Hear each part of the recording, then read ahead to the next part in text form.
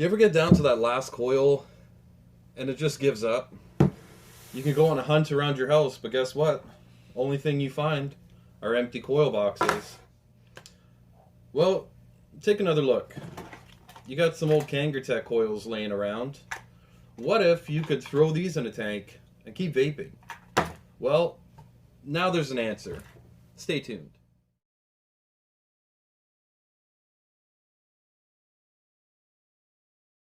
Alright guys, so the Jarvis, this is a Canadian tank. Designed and manufactured in Canada.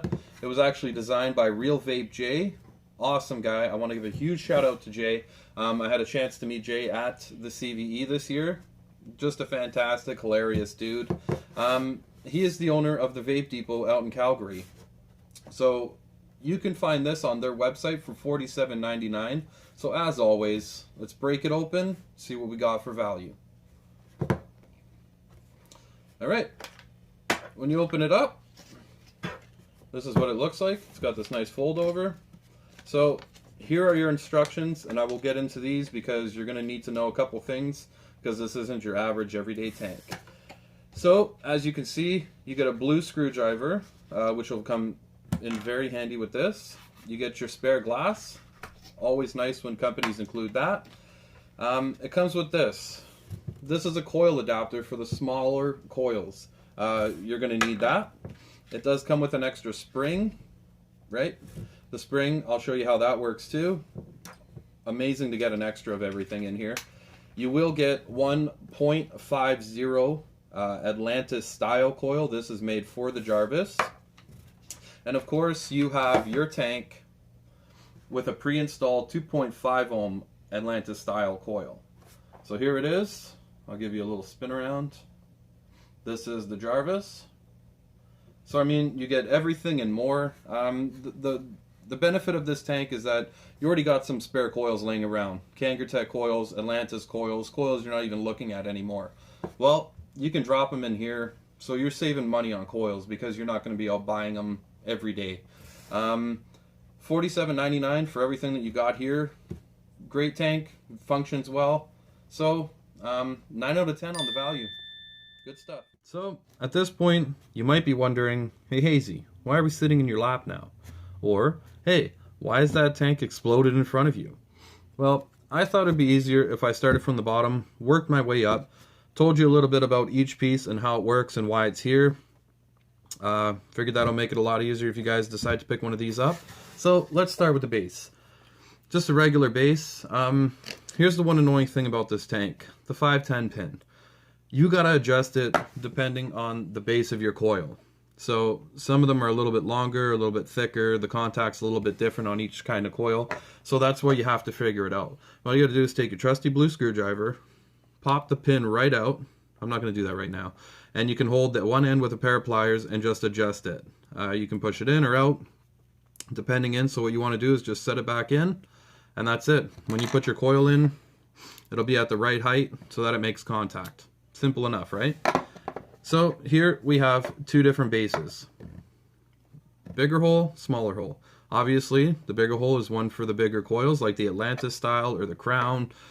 These smaller ones are for the Kangers, you know, the smaller pins. So right now I'm using the Atlantis style that it comes with, so I need the bigger one. So all you do, screw this in. You want to make sure that everything is tight on this tank. I did have a bit of leaking the first time, but that's because I didn't take it apart and tighten everything, which was my fault. You can take your trusty blue screwdriver, put it right across in these holes, and just tighten it. Nice and tight, perfect. Now, you might be wondering, why is there a spring and that gasket looking piece of metal there? Well, these two go together. Simple.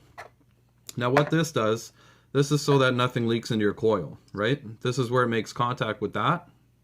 And because it's spring loaded, it'll give you some play for different coil, you know, sizes, bigger, shorter, longer, smaller, same thing.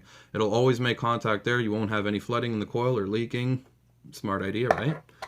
Now we get into the chimney. This is the part where everything starts to come together. You want to take this piece and drop the coil with the spring right down the center. Now as you can see, it sits right in the center there. And it goes up and down and up and down. That's so your coil is always press fit in there it's always making a tight seal, not a problem. So, what you want to do, put the coil in the base, like you would any other tank.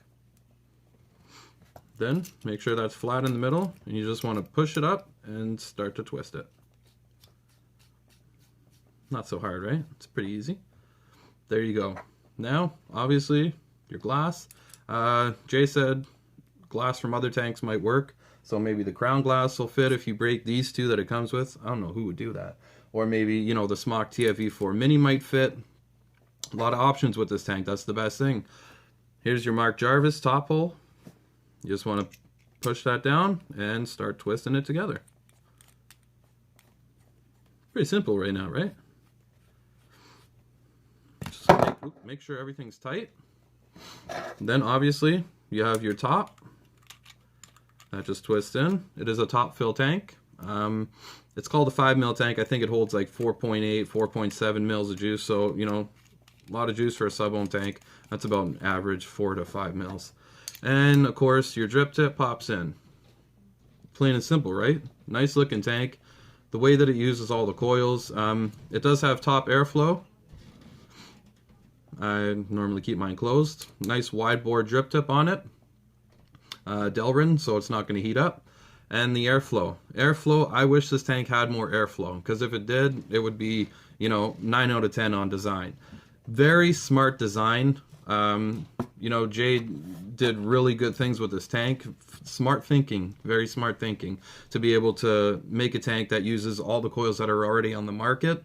Save you a lot of money, save you a lot of time. So, thumbs up. So there she is. That's the Jarvis. You know, she's all put back together. Everything's nice and tight. So let's fill her up. I love these top screw off top fill tanks. You got some nice ports. And what am I going to put in this today?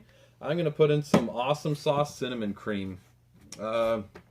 Jay gave me this stuff and it is fantastic. Just a nice, sweet, creamy cinnamon flavor. So let's fill it up.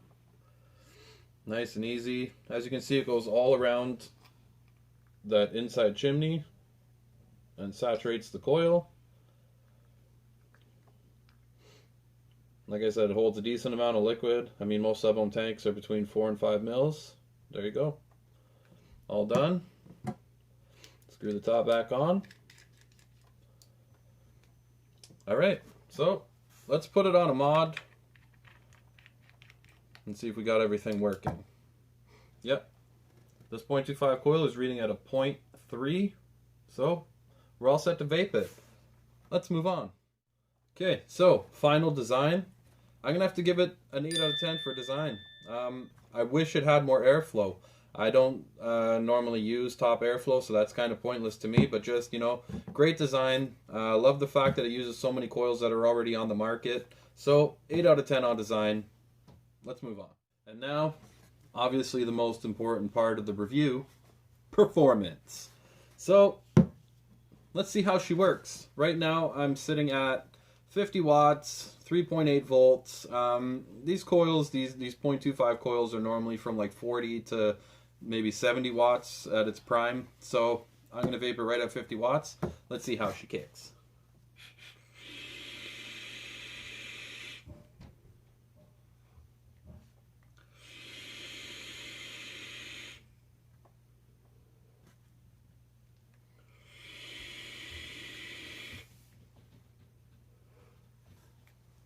So, as you can see, very nice vapor production.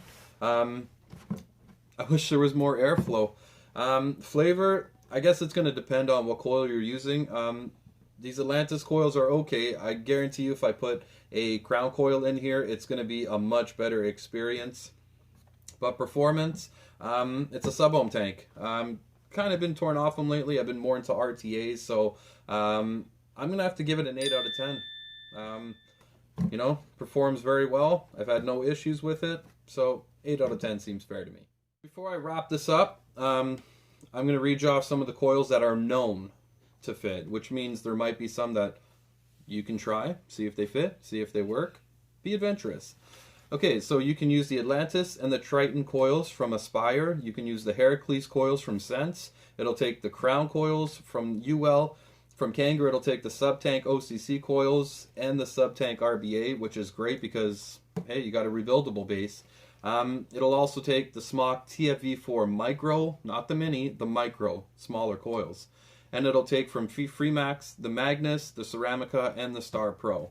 I mean, that's a pretty wide range, and that's not even all the ones that, you know, are for sure going to fit. So, great. You probably got a bunch of those tanks sitting around with some coils that you might not be using anymore because you might not like that tank. Let this be the replacement. The Jarvis. So, there we have it, guys. $47.99. This thing will replace some of the tanks that you got sitting around. Use up the coils that you got sitting around so you don't have to be running out, you know, looking for coils all the time. Walks away with a final score of 25 out of 30.